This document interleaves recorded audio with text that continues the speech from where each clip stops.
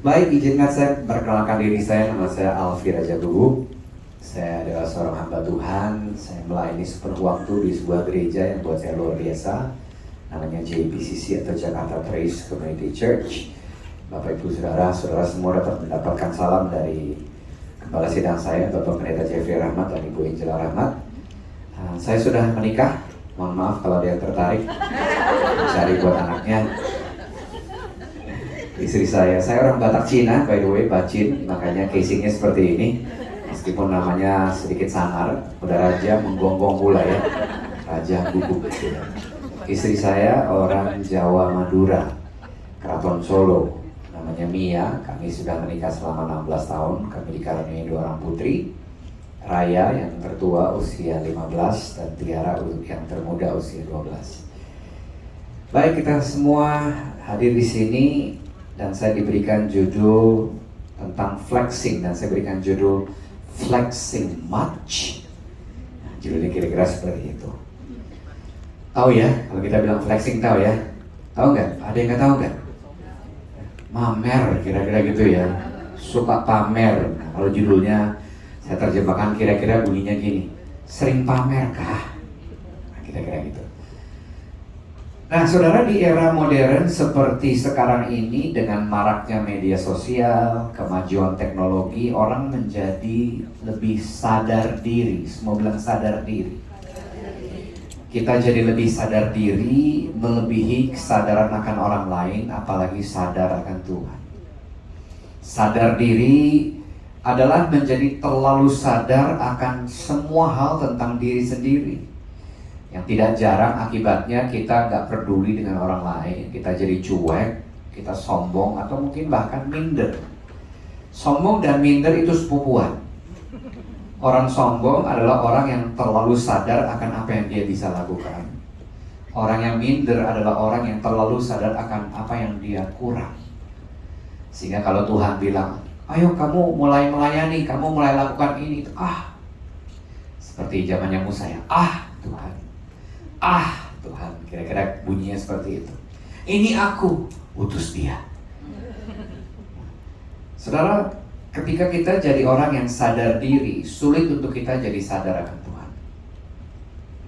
Masalahnya, kalau diri kita yang semakin bertambah, biasanya ada yang berkurang. Kemungkinannya adalah more of me and less of God. Slide berikutnya. Atau more of God and less of me. Lebih banyak tentang saya dan lebih sedikit tentang Tuhan, atau lebih banyak tentang Tuhan dan lebih sedikit tentang saya. Tentunya idealnya kita memilih yang kedua. Lebih banyak tentang Engkau dalam hidupku Tuhan, ketimbang tentang aku dalam hidup ini. Yohanes 3:30 katakan, He must increase, but I must decrease. He must grow more prominent, I must grow less prominent. Dia yang harus bertambah, saya yang harus berkurang. Dia yang harus semakin prominent, semakin dikedepankan. Saya yang harus semakin kurang terlihat. Gimana kurang terlihat? Belum mulai ibadah aja besok udah foto-foto. Postingan di Facebooknya lebih banyak tentang acaranya ketimbang firman Tuhannya. Kalau ada ayat yang paling satu lah kira-kira gitu ya. Tapi yang lainnya biasanya ya lebih tentang gak usah dibahas, ntar sakit hati. Nah saudara, kenyataannya kalau kita jujur dengan diri kita sendiri, tidak jarang ada keinginan tersembunyi untuk makin terlihat, makin dikenal orang, makin menonjol, tapi atas nama ini lebih berdampak. Sedap. Terjemahan ayat yang sama dan terjemahan lainnya bilang, Jesus must become more important while I become less important. Yesus harus menjadi semakin penting sementara saya menjadi kurang penting. Bukan kurang penting secara identitas diri. Agenda Tuhan jadi lebih penting melebihi agenda atau ambisi pribadi kita. Dulu waktu saya baru pertama kali setelah dikasih kesempatan memimpin pujian, lalu Pastor Jeffrey memberikan kesempatan saya untuk berkhotbah. Lalu dia yang saya bilang sama dia, Coach Jeff, saya mah WL aja. Kalau khotbah mah itu bukan panggilan saya. Lalu kalau saya lagi meracik materi khotbah, itu kayak nggak bisa diganggu. Istri sama anak-anak saya nggak bisa ganggu saya. Kenapa saudara? Tanpa saya sadar, saya melakukan itu karena saya nanti kalau saya khotbah, saya takut dinilai negatif sama orang, apalagi dibanding-bandingin. Tanpa saya sadar, performa saya dalam pelayanan jadi lebih penting daripada siapa yang memakai saya dalam pelayanan. Tanpa saya sadar, pendeta, halo. Sekarang saya jauh lebih santai waktu mempersiapkan dan menyampaikan khotbah. Termasuk kalau ada ibu-ibu yang tertidur, saya nggak akan marah. Paling saya sedikit menggonggong, karena ngajak gugup ya. Cuma pesan saya satu, kalau tidur tolong jangan ngorok supaya nggak mengganggu. Supaya hadirat ibu nggak terlalu terasa ketimbang hadirat Tuhan lah, kira-kira gitu ya. Saya tahu bahwa saya ini cuma alat.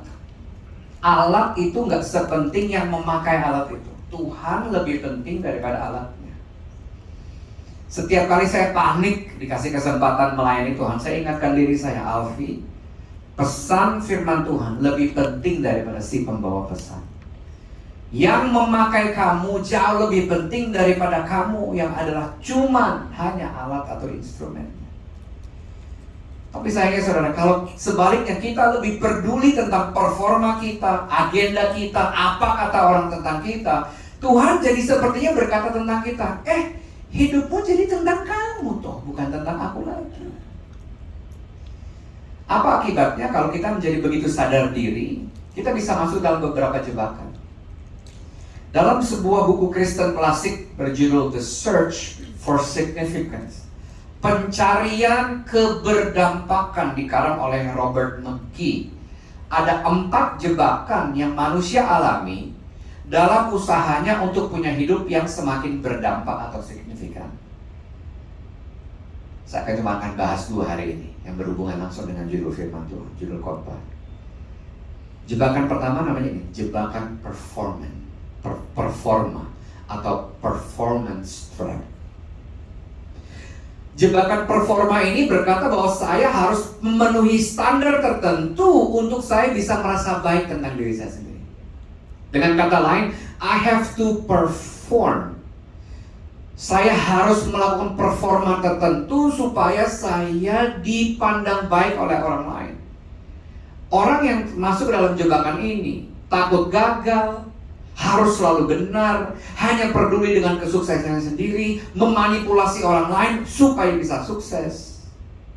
Apa jawaban Tuhan buat kita yang pernah terjebak ke dalam performa ini? Ini jawaban Tuhan. Pembenaran. Semua bilang pembenaran. Bahwa saudara tidak perlu melakukan apapun atau tidak melakukan sesuatu untuk dibenarkan oleh Tuhan. Makanya salah satu kalimat terakhir Kristus waktu dia di atas kayu salib, tetelestai, it is done, sudah selesai. Tidak ada performa yang kita bisa lakukan atau tidak lakukan supaya Kristus mengasihi kita atau mengurangi kasih Kristus kepada kita. It is done. Kita dinyatakan benar, kita dinyatakan tidak lagi bersalah karena pengorbanan Kristus di atas kayu salib yang menebus dosa kita. Saya sudah diampuni Tuhan, saya sepenuhnya berkenan kepada Tuhan. Itu sebabnya saudara, kita bisa yakin sekarang kita nggak harus takut gagal, karena Dia yang berkata bahwa Dia yang memulai pekerjaan baik dalam hidup kita akan melanjutkannya sampai selamanya. Roma 8, 29-30 kata demikian. Sebab semua orang yang dipilihnya dari semula, mereka juga ditentukannya dari semula. Masih tunggu. Untuk menjadi serupa, Roma 8 ada? Untuk menjadi serupa dengan gambaran anaknya. Saya masih tunggu dulu slide-nya. Ya, terima kasih. Supaya ia, anaknya itu, menjadi yang sulung di antara banyak saudara, dan mereka yang ditentukannya dari semula, mereka itu juga dipanggilnya. Baca sama-sama ya, dari kata dan 3, 4. Dan mereka yang dipanggilnya, mereka itu juga dibenarkannya. Lanjut. Dan mereka yang dibenarkannya, mereka itu juga dimuliakannya. Saudara, sadari betul bahwa sumber nilai saudara dan sumber dari keberhargaan diri saudara adalah Tuhan, bukan orang lain. Makanya capek banget kalau kita masuk ke dalam jebakan performa ini. Sepertinya kita harus menjadi semakin baik lagi, semakin tirus. Oh ya, maksudnya ya, semakin apa? Kecilannya. Makanya kadang-kadang ya, ibu-ibu nih, terutama saya perhatikan, ulang. Saya lebih bagus kalau dari kiri. Saudara, ulang. Di sini aku kok kelihatan gede ya? Lah emang gede. Maaf ya, olahraga lah, halo. Biasanya lihat foto bagus atau enggak, lihat dirinya sendiri, lengannya bagus nggak? Dan biasanya ada trik-trik tertentu, apalagi kalau mau flexing. Kalau mau flexing, Bu, saya baru pinjam tasnya nggak, Bu? Mumpung, Bu, tasnya. Yang tas yang ini nih, tas ibu pegang ya. Nih, kalau ibu-ibu mau flexing ya. Ini saya perhatiin loh, di gereja mana-mana sama, masuk di gereja saya. Jadi yang pertama, kaki nggak boleh begini. Salah satu harus di depan. Bener ya, ketawa karena bener ya. Supaya nggak kayak lemper lah ya, kayak ini kan kayak lemper ya, kayak buset gede banget ya. Ya, mesti kayak segitiga lah. Ya. Lalu kalau tasnya baru, harus di depan dia. Ada nggak di sini? Kalau tasnya lama bisa dikempit ya, udah lama. Udah musim yang lalu, tapi kalau baru ya sah. Gitu. Makasih, Bu. Lu perlu tas baru nggak? Enggak ya. Sadari bahwa keberhargaan diri saudara nggak ditentukan dari apa kata orang tentang saudara. Berhenti menilai diri saudara berdasarkan performa saudara, pekerjaan, karir, talenta, atau bahkan pelayanan kita. Orang yang menilai keberartian dirinya berdasarkan performanya akan berpikir ini, kalau performa saya bagus, artinya saya berharga. Kata siapa? Kalau kita menganggap performa kita bagus, baru kita berharga, sia-sia salib Kristus. Sepertinya kita bilang gini, ya saya tahu Kristus mati dan bangkit buat aku, tapi itu nggak cukup. Itu yang sebenarnya tanpa sadar kita katakan. Padahal signifikansi saudara nggak ada hubungannya dengan pencapaianmu atau kepemilikanmu, termasuk tasmu, dagumu, dan lenganmu. Ya. Ironisnya saudara, ada orang yang punya uang nggak banyak, beli barang yang sejujurnya dia nggak perlu, hanya untuk mengesankan orang-orang yang dia nggak kenal atau orang-orang yang dia benci. Supaya lo tahu nih, gue juga bisa liburan ke situ. Entah gimana caranya. Kalau perlu gali lubang, tutup lubang, pinjol dan sebagainya. Yang ini belum lunas, udah liburan lagi. Lunasin dulu, boleh enggak? Jebakan yang kedua, jebakan persetujuan atau approval addict. Itu harusnya ada kata approval di depannya. Dia nyadik sama persetujuan orang. Orang yang terjebak dalam jebakan ini bilang gini, saya harus mendapatkan penerimaan atau pengakuan orang. Saya harus mendapatkan persetujuan dari orang lain untuk saya merasa nyaman dengan diri sendiri. Akibatnya orang-orang seperti ini hidup dalam ketakutan akan penolakan oleh Tuhan, oleh pasangan, oleh anak, keluarga, teman, atasan, rekan, sensitif terhadap kritik, dan hidup demi mendapat pujian manusia. Capek nggak kira-kira kalau hidup seperti ini? Capek. Saudara melakukan yang baik pun ada yang nyinyirin saudara. Benar nggak? Apalagi memang saudara berbuat yang kurang baik. Galatia 1. Jadi bagaimana sekarang? Adakah ku cari kesukaan manusia atau kesukaan Allah? Adakah ku coba berkenan kepada manusia? Baca sama-sama. Sekiranya aku masih mau mencoba berkenan kepada manusia, yang keras dong. Maka aku bukanlah, tapi hamba manusia. Karena yang dicari adalah perkenanan orang lain, supaya orang lain senang sama saya. Apa jawaban Tuhan buat orang yang keburu masuk ke jebakan ini? Rekonsiliasi. Itu jawaban Tuhan. Artinya saudara sudah didamaikan dengan Tuhan. Dan itu harusnya menjadi persetujuan yang paling saudara cari. Buat apa saudara didamaikan, diterima oleh manusia, tapi kita gak berdamai dengan Tuhan? Yakinlah bahwa saudara diterima oleh Tuhan karena kehidupan, pengorbanan, dan kebangkitan Kristus. Saudara gak perlu lagi takut ditolak, karena saudara selamanya diterima Tuhan dan memiliki kasih Tuhan. Dan kasih Tuhan itu cukup buat saudara.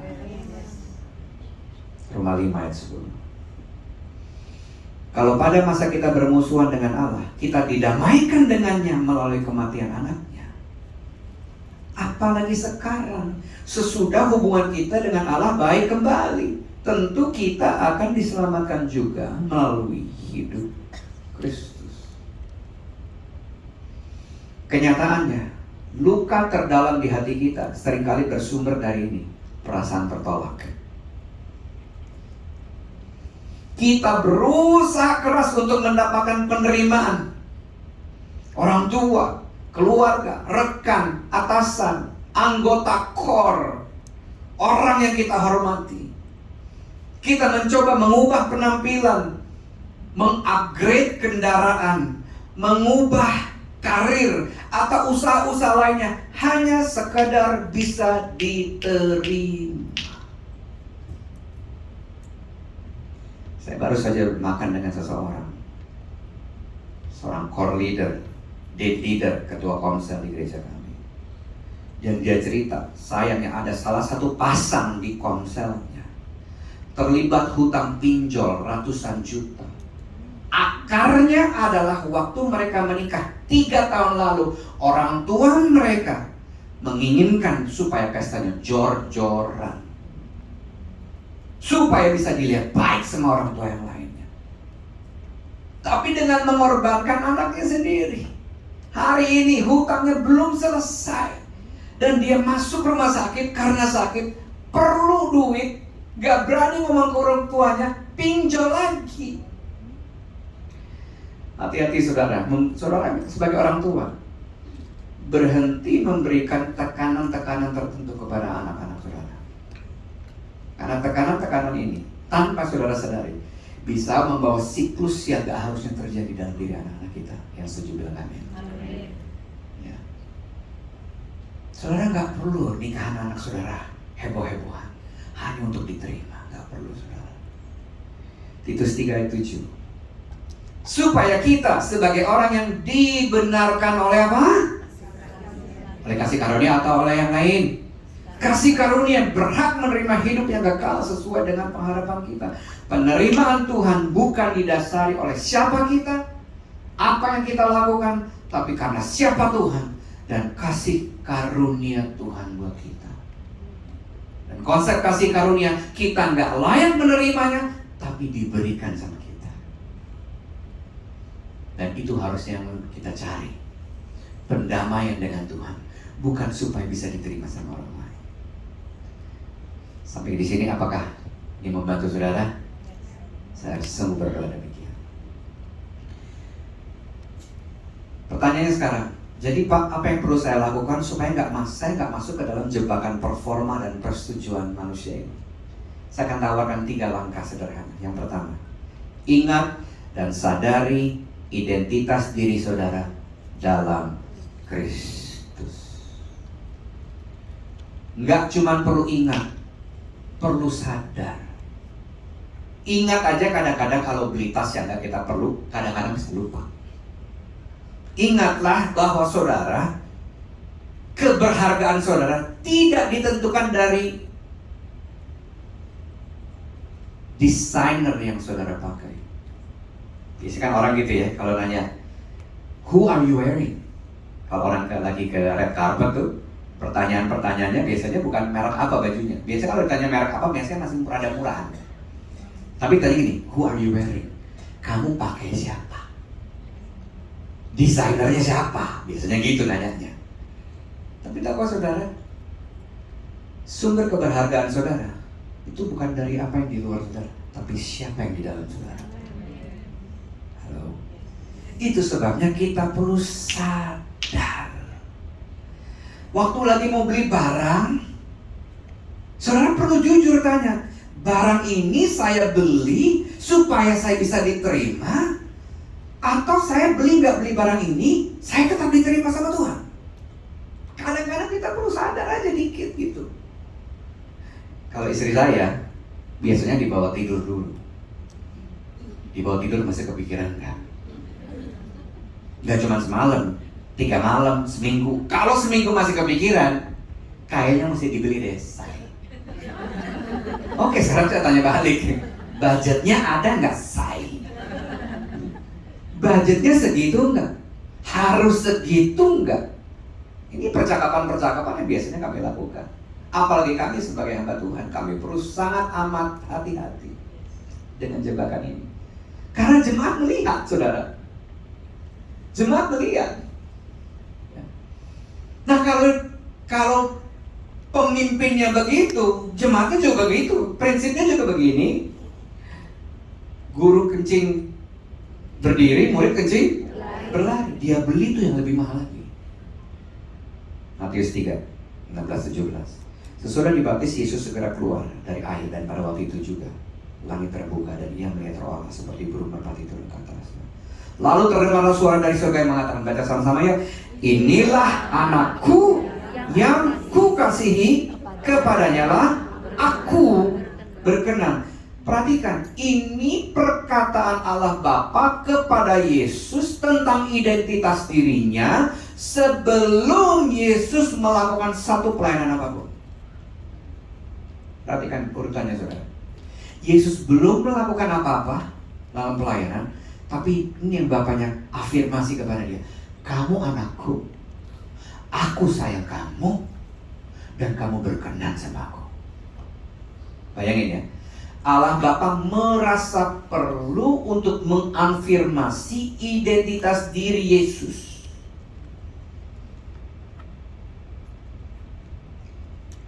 Ini yang harusnya menjadi sumber identitas kita, saudara. Saya ini anak Tuhan. Saya sangat dikasihi oleh Tuhan. Dan Tuhan berkenan atas hidup saya. Ini harusnya sumber identitas kita.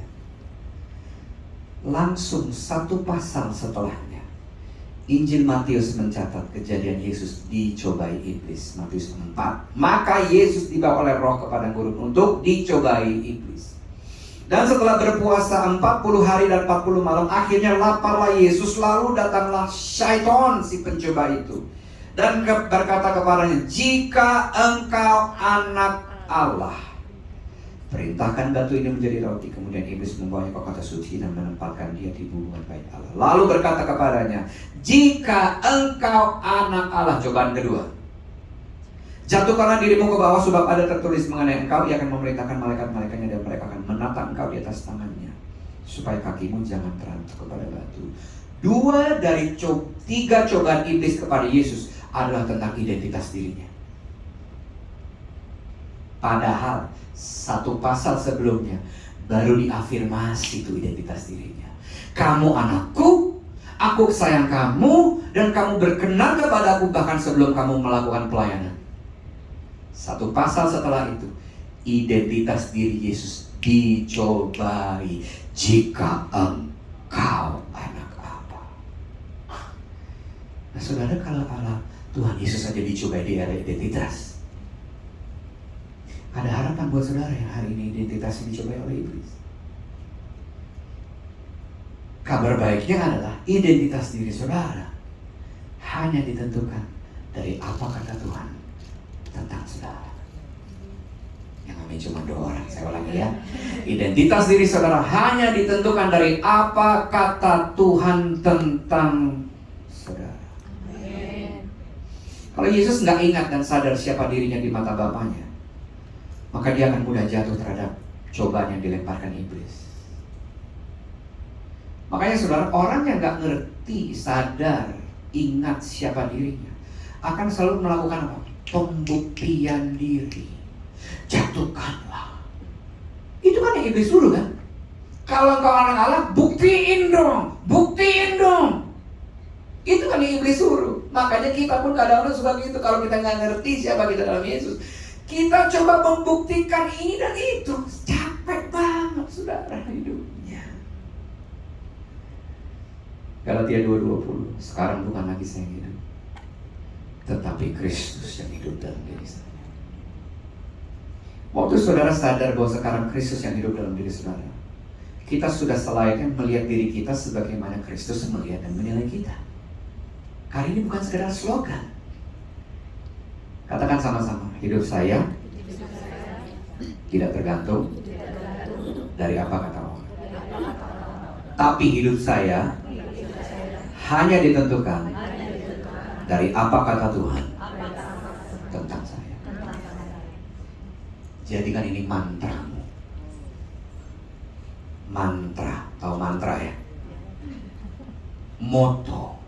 Kalau zaman SD, kata kenangan, kata mutiara, masih ingat itu? Ingat ya, isi-isi buku-buku itulah. Terakhir kan kata kenangan, kata mutiara. Hari gini nggak ada tuh anak-anak hari ini. Makanya bilang, cupu banget sih, kudet banget sih, Dedi kurang update katanya. Siap. Soalnya dalam perjalanan saya melayani Tuhan, tahun ini adalah tahun ke-24 saya melayani Tuhan sepenuh waktu. Dari 33 tahun saya melayani Tuhan, 24 tahun diantaranya saya melayani sepenuh waktu. Saya belajar bahwa identitas diri saya tidak perlu menempel dengan pekerjaan atau titel saya. Dulu nih zamannya, ini ada teman saya nih, zaman true worshipers. Tahu ya? AI pada tahu ya? AI yang tahu ya ini. Mas. Zaman true worshipers saudara. Wah kalau ngomong kakak foto dong kak. Masih zaman tanda tangan bu. Sekarang mana ada yang tanda tangan dong kak. Udah foto nih. Makasih Kak Sidney. Gimana? Jadi lo pikir gua siapa selama ini? Jadi dia pikir dia mau foto sama Alvira Jabu. Setelah dia foto, dia mau foto sama Sidney, tapi dia pikir saya Sidney, padahal saya Alfi. Malu banget saudara. Identitas diri saya nggak perlu menempel dengan pekerjaan saya atau titel saya. I am not my title. I am not my ministry. I am simply who God says I am. Tuhan adalah satu-satunya sumber identitas saya. Bukan pekerjaan saya, bukan pelayanan saya, bukan pencapaian saya. I really wish waktu saya lebih muda, jauh lebih muda dari sekarang, ada yang ngomong gini sama saya saudara. Ada yang ngajarin saya tentang apa yang saya ajarkan sama saudara hari ini. Itu jebakan loh Vi. Itu jebakan loh.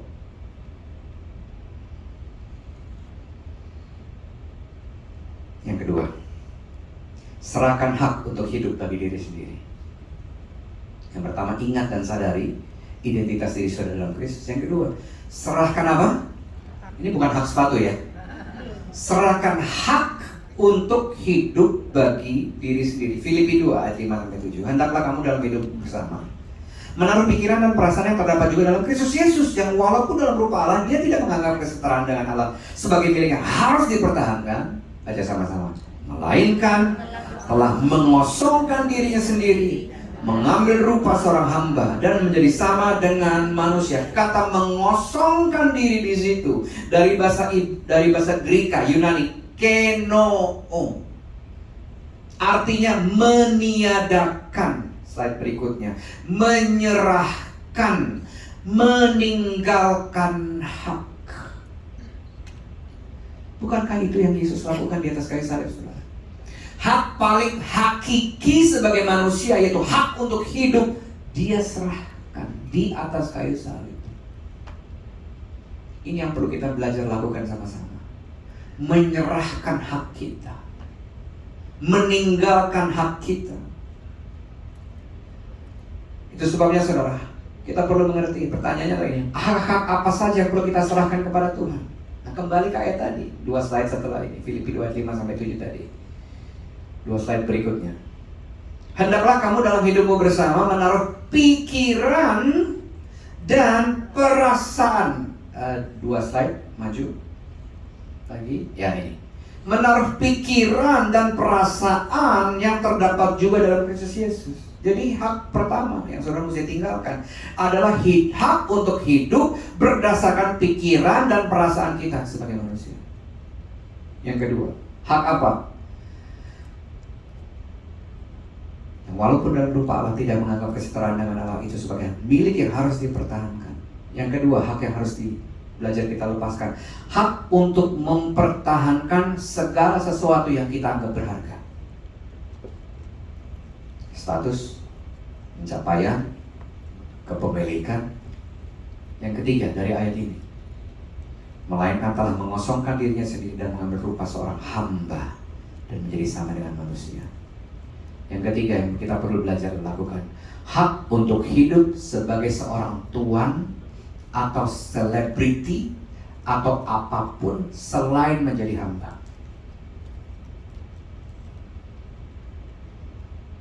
Yesus nggak marah kalau saudara ingin terkenal.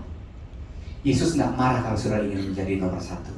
Tapi dia kasih rumusnya, nggak ada ayatnya di slide. Saya baru ingat barusan.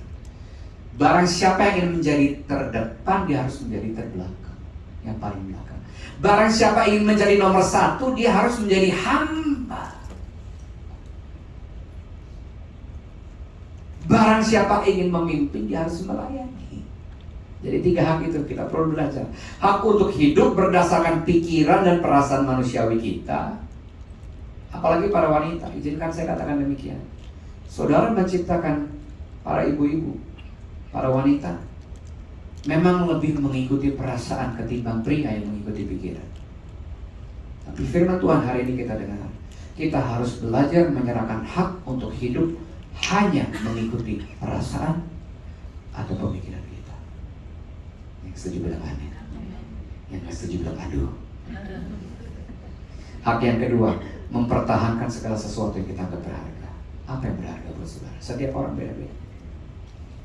Yang ketiga, hak untuk hidup sebagai seorang tuan yang terus dilayani, seorang selebriti yang maunya dirayakan. Tapi Tuhan panggil kita untuk jadi seorang hamba. Yang ketiga, yang terakhir, yang tiga boleh Pak, biar gak malu nanti. Tolong keluarkan slide-nya. Yang pertama, ingat dan sadari identitas kita di dalam Kristus. Yang kedua, belajar untuk menyerahkan hak untuk hidup bagi diri sendiri. Yang terakhir, latih diri untuk merasa cukup. Semua bilang cukup. Filipi 4 ayat 10-13, ayat saya yang terakhir. Tuhan memberikan sukacita yang luar biasa kepada saya, karena ternyata kalian masih mengingat saya yang dipenjarakan di sini, kata Rasul Paulus kepada jemaat di Filipi. Dengan mengirimkan bantuan lagi, Paulus melanjutkan, memang kalian selalu peduli pada keadaan saya, tapi biasanya kalian tidak punya kesempatan untuk membantu. 11. Saya ngomong gitu bukan karena saya masih merasa kekurangan loh, karena saya udah terlatih untuk merasa cukup dalam segala keadaan. 12. Jadi saya tahu bagaimana bisa bahagia, baik ketika hidup dalam kekurangan maupun dalam kelebihan. Tetap bahagia dua-duanya.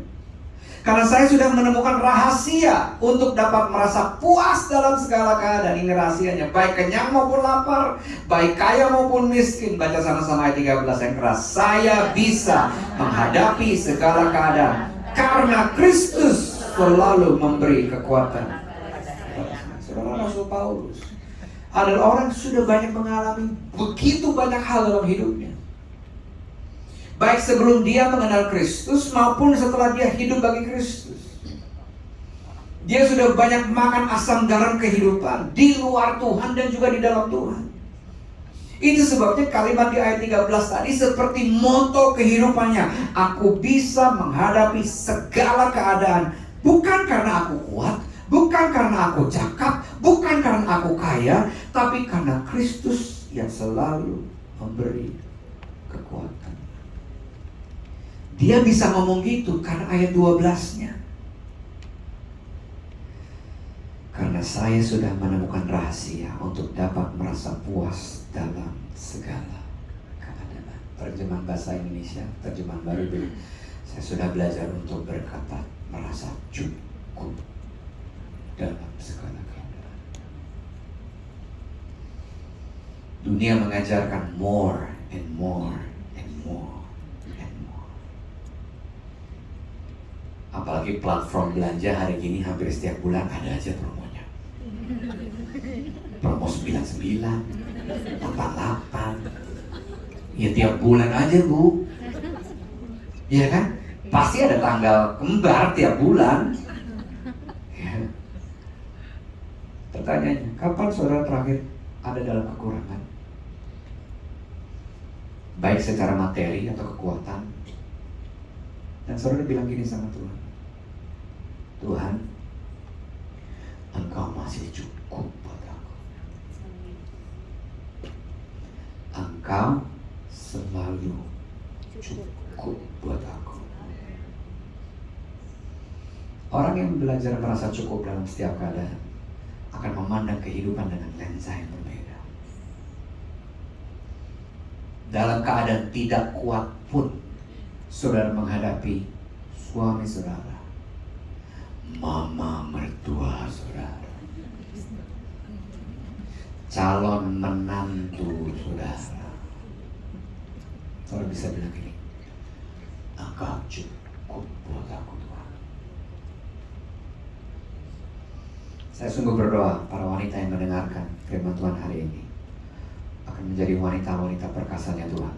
Amin. Bukan karena saudara canggih, bukan karena saudara kuat, tapi karena Kristus selalu memberi kekuatan buat saudara.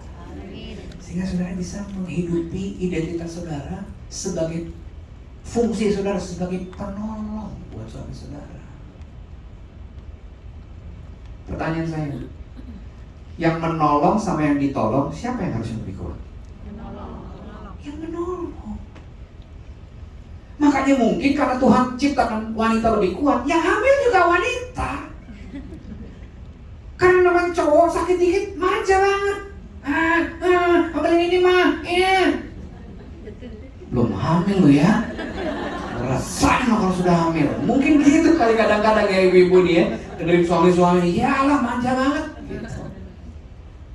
Saya sungguh berdoa setiap saudara bisa menjadi penolong yang luar biasa. Amin. Bukan hanya buat suami, bukan hanya buat anak, tapi dimanapun Tuhan tempatkan saudara, saudara bisa jadi penolong. Amin. Karena Kristus yang selalu memberi kekuatan bagi saya. Engkau cukup buat aku Tuhan. Amin. Tuhan, hamba-Mu berhenti sampai pada saat ini, tapi firman-Mu tidak terbatas oleh roh. Ampuni kami Tuhan, kalau selama ini kami masih suka terjebak dalam jebakan performa, jebakan persetujuan. Kami dengar firman-Mu hari ini. Roh Kudus bantu kami untuk selalu mengingat dan menyadari siapa kami dalam Kristus. Engkau adalah, bahwa kami adalah anak-Mu yang Kau kasihi, dan Kau berkenan kepada kami. Hidup kami tidak ditentukan, tidak tergantung dari apa kata orang tentang kami. Hidup kami hanya ditentukan dari apa kata Tuhan tentang kami. Kami ini anak-Mu, kami ini dikasihi, dan kami ini berkenan kepada-Mu.